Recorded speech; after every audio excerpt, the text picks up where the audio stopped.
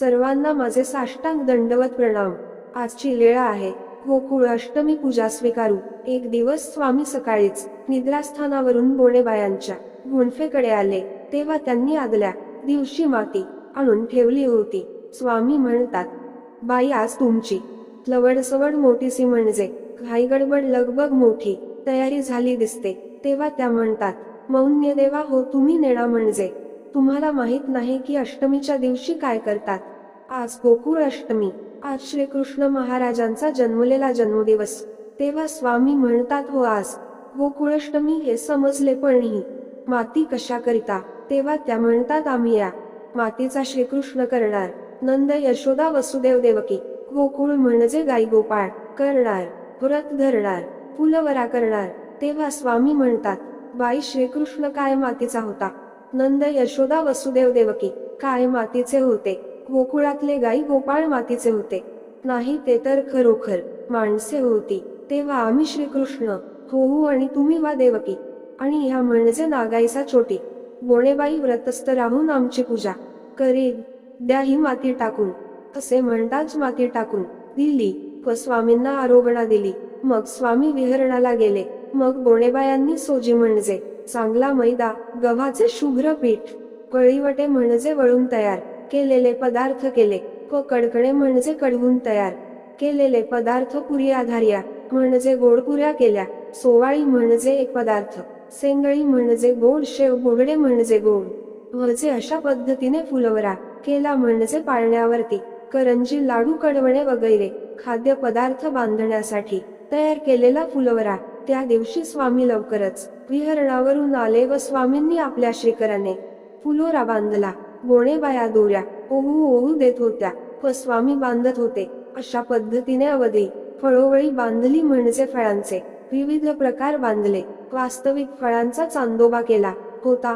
मग जेवढ्या वेळा म्हणजे रात्रीचे 12च्या दरम्यान श्रीकृष्ण महाराज जन्मले, त्यावेळेस स्वामींनी आपली श्रीमूर्त संकोचली म्हणजे बालक रूप घेतले आणि मग सिद्धीचे कार्य व स्वामी कमाईसा म्हणजे वाणेबाई तिच्या उसंगीये म्हणजे मांडीवर रिगाले। श्रीमूर्तीवर बालकत्वाची प्रभा म्हणजे प्रभा, तेज, छटाभाव दिसू लागले। मग नागाईसा म्हणजे छाटी। बोणेबाई व्रतस्थ होऊन म्हणजे व्रत धारण करून स्वामींची चांगली पूजा केली। मग कामाईसाने ऐसा वरता पालो उपरतो बांधला म्हणजे शेतकरी बाया बांधतात त्याप्रमाणे डोक्याला फडके बांधून मागच्या बाजूला गाठ मारणे। मग खीर केली व वाण म्हणजे वस्तू दिल्या।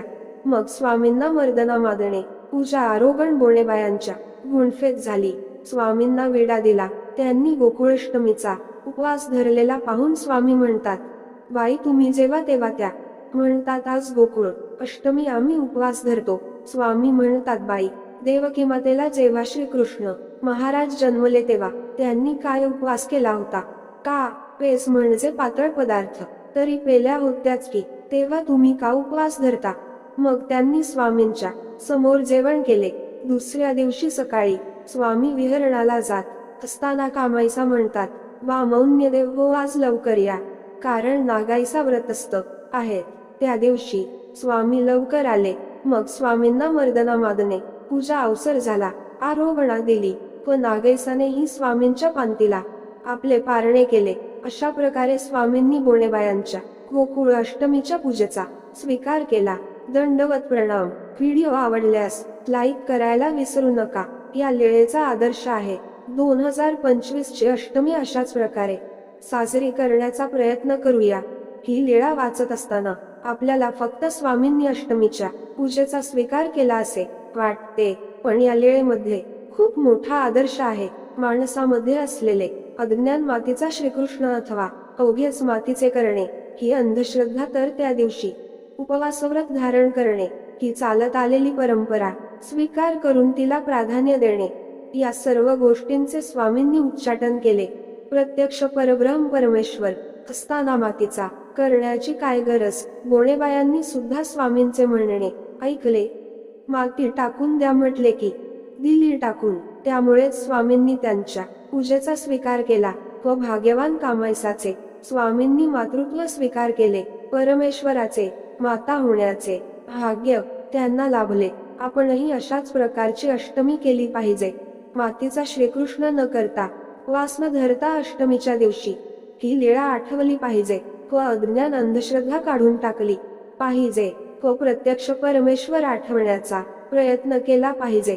बोणेबायांसारखे आपल्याही अष्टमीच्या पूजेचा स्वीकार करतील आणि तसे भाग्य आपल्याला लाभावे व त्यासाठी प्रयत्न करावा हाच आदर्श. दंडवत प्रणाम. व्हिडिओ आवडल्यास लाईक करायला विसरू नका.